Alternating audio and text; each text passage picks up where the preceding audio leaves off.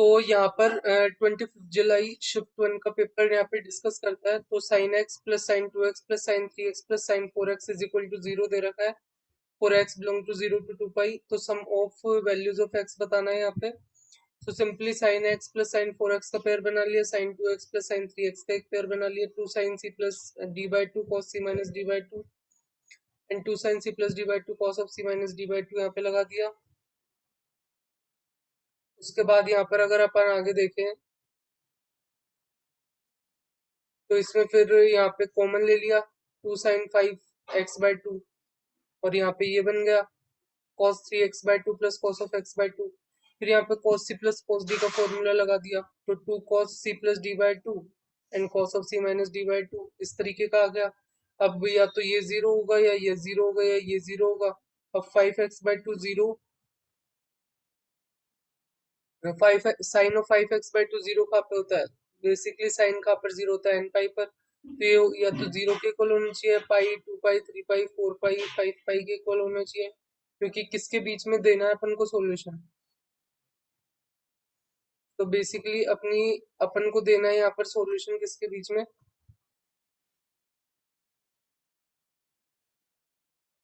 0 to 2 पाई के बीच में यहाँ पर देना है। तो उसी के अकॉर्डिंग यहाँ पर लिया है। सो इतना आ गया। फिर यहाँ से जो x की वैल्यू है सिंपली अपन निकाल सकता है। तो यहाँ पे 0 2 pi by 5 4 pi by 5 6 pi by 5 8 pi by 5 and 2 pi. So 2 pi 0 to 2 पाई में तो इससे तो ये वैल्यू मिली अपन को। फिर cos x is equal to 0 करने पर pi by 2 and 3 pi by 2 मिलेगा 0 to 2 पाई में। एंड cos ऑफ x/2 को 0 करेंगे, सो बेसिकली यहाँ से x इज इक्वल टू पाई मिलेगा, क्योंकि cos एन पाई बाय 2 पे 0 होता है। सो बेसिकली अपन ने करके देखा और 0 to 2 पाई में जितने अपन को सॉल्यूशन मिल रहे थे वो सारे अपन ने लिख लिए। और इन सबका जब सम करेंगे, सो सबका सम करोगे तो यहाँ पे 9 पाई अपना आंसर आ जाएगा। सो बेसिकली इस तरीके से इसको सॉल्व कर सकता है। उसके बाद यहाँ पर जो अपनों को नेक्स्ट प्रॉब्लम है, ऐसे पूछा है the number of real solution of this equation. यहाँ पर e raise to power 6x plus e raise to power 4x plus 2 times e raise to power 3x plus 12 times e raise to power 2x plus e raise to power x minus 1 is equal to 0 दे रखा है। सो अपन क्या करेंगे, function अपन ने लिया, जो given function है उसको डिफरेंशिएट किया। So e raise to power 6x का differentiation 6 times e raise to power 6x, इस तरीके से बाकी का भी कर लिया। 4 times e raise to power 4x 6 और यहाँ पे 6 times e raise to power 3x हो जाएगा। ये 24 times e raise to power 2x plus e raise to power x and 1 का डिफरेंशिएशन 0। अब यहाँ पर ये 4x belongs to R always ये ग्रेटर देन 0 आएगा यहाँ पर। तो यहाँ पे अपन बता सकते हैं कि इंक्रीजिंग फंक्शन है। फिर अपन ने x tending to minus infinity के लिए चेक किया। सो उसके लिए तो ये सारी टर्म यहाँ पे e raise to power x से जितने भी रिलेटेड है वो 0 को टेंड करेगी एंड ये -1। सो अपनी लिमिट की वैल्यू -1 हो जाएगी उस केस में। और अपन ने यहाँ पर f ऑफ 0 को देखा। सो f ऑफ 0 यहाँ पर अगर अपन चेक करें तो ये 1 + 1 + 2 + 12 + 1 -1। सो ऑब्वियसली ग्रेटर देन यहाँ पर 0 आ रहा है। सो सिंपली अपन बता सकते हैं f of x is equal to 0 को अगर अपन चेक करें तो उसका एक रूट है -∞ to 0 में, ये अपन बता सकते हैं। और बेसिकली ये क्या है, इंक्रीजिंग फंक्शन है, क्योंकि अपन ने f डैश x देखा कि always greater than equal to 0 है। सो इंक्रीजिंग फंक्शन है, तो number of real solution of this equation क्या हो जाएगा, सेकंड ऑप्शन अपना करेक्ट हो जाएगा, 1 सॉल्यूशन हो जाएगा। तो जो थर्ड प्रॉब्लम है ये है कि 1 divided by a minus B plus 1 divided by a minus 2b up to 1 divided by a minus N B, इसको अपन alpha times n plus beta times n square plus gamma times n cube इस form में लिख सकते हैं, जहां पर ऐसे बोल रखा है a is so large than b such that the cube and higher power of b by a may be neglected. तो अपन को यहाँ पे गामा की वैल्यू बतानी है, फिर क्या होगी। सो बेसिकली यहाँ पर अपन इसमें बोल रखा है कि क्यूब एंड हायर पावर को निग्लेक्ट कर सकता है। सो यहाँ पर क्या किया है कि यहाँ पर सबसे पहले तो ए को बाहर निकाल लिया। फिर यहाँ पर ये नीचे 1 माइनस बी बाई ए बनेगा, उसको ऊपर ले जाएंगे तो यहाँ पे पावर माइनस में आ जाएगी। और फिर यहाँ पे बेसिकली बाइनोमियल एक्सपेंशन लगा देंगे अब अपन इन सब में। सो यहाँ पर बाइनोमियल एक्सपेंशन लगाएंगे तो उसके बाद यहाँ पर देखते हैं इस टाइप का आ रहा है। सो बाइनोमियल एक्सपेंशन लगाने के बाद यहाँ पर ये 1 प्लस बी बाय ए प्लस बी बाय ए का होल स्क्वायर ऐसे चलता जाएगा। यहाँ पर ये 1 प्लस 2b बाय ए का होल स्क्वायर, और ऐसे ही 1 प्लस एन बी बाय ए का होल स्क्वायर ऐसे चलता गया। और फिर यहाँ पे बी बाय ए से रिलेटेड टर्म सबके सबसे कलेक्ट कर लेते हैं। यहाँ पे 1 plus 2 plus 3 up to n, 1 n times आएगा तो वो यहाँ पे n लिख दिया। और फिर B square by A square से related term 1 square plus 2 square up to N square, और हायर पावर को तो नेग्लेक्ट करने को बोला ही है। यहाँ पर ये n+1 डिवाइडेड बाय 2 हो जाएगा। यहाँ पर ये n+1 2n+1 डिवाइडेड बाय 6। अब इसमें यहाँ पर जो फॉर्म दे रखी है अपन को alpha n plus beta n square plus gamma n cube type की दे रखी है, तो एन से रिलेटेड टर्म ले लेता है। तो यहाँ पर ये देखो 1/a आएगा।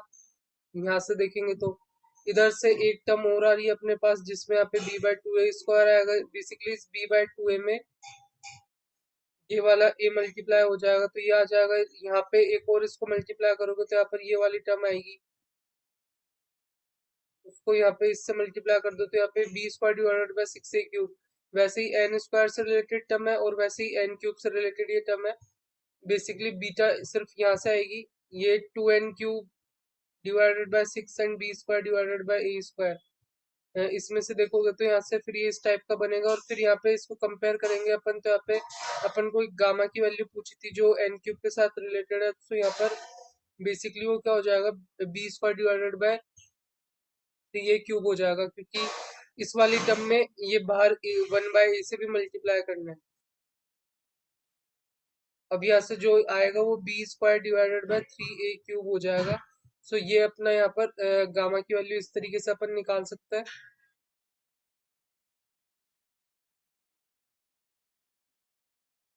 तो अपना यहाँ पर ये फर्स्ट ऑप्शन यहाँ पे करेक्ट हो जाएगा, ये वाला।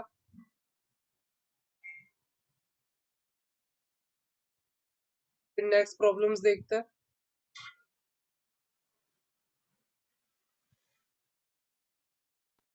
तो नेक्स्ट प्रॉब्लम है in an A P S of 3n is equal to 3 times S of 2n। So अपन को यहाँ पर S of 4n divided by S of 2n का रेशियो बताना है।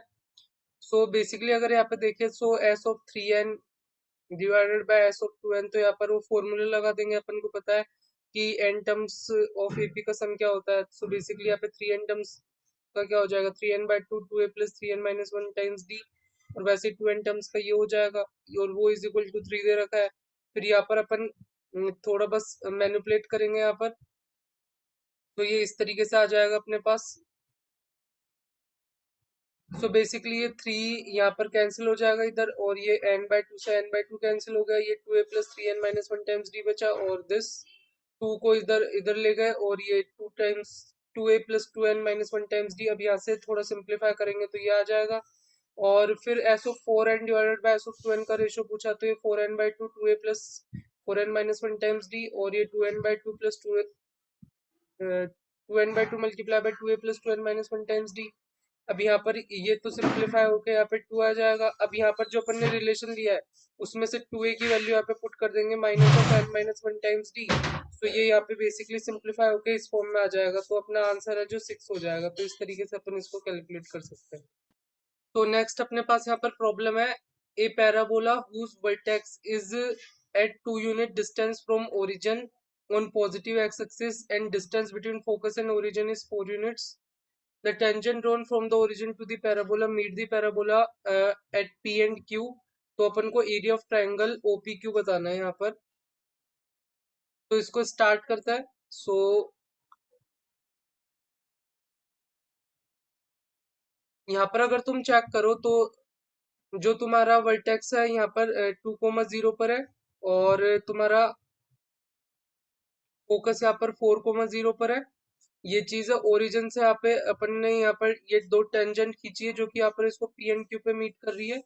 सो बेसिकली पैराबोला की इक्वेशन यहाँ पर y-0 का होल स्क्वायर, और यहाँ पे अपन को पता है कि वर्टेक्स और फोकस के बीच की डिस्टेंस a होती है। सो यहाँ पर इधर 4a आता है, सो a की वैल्यू 2 दे रखी है, एंड x-2 बेसिकली सिंपल अगर वर्टेक्स ओरिजिन होता तो अपन ऐसे लिखता है ना।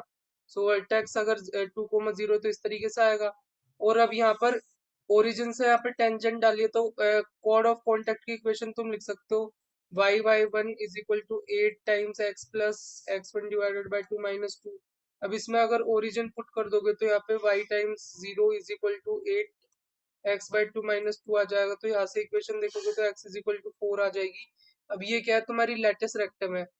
अब ये तुम्हारी लेटिस रेक्टम है और तुम्हें पता है कि बेसिकली ये यहाँ पर कितना हो जाएगा, 0, 2 हो जाएगा एंड ये 0, -2 हो जाएगा बेसिकली, क्योंकि ओ सॉरी सॉरी सॉरी वो तो a, 2 होता है इसके कोऑर्डिनेट। तो a की वैल्यू तो अपनी कितनी है, 2 है, तो ये कितना हो जाएगा बेसिकली यहाँ पर इसका x वर्टेक्स तो यहाँ पे 4 ही रहेगा।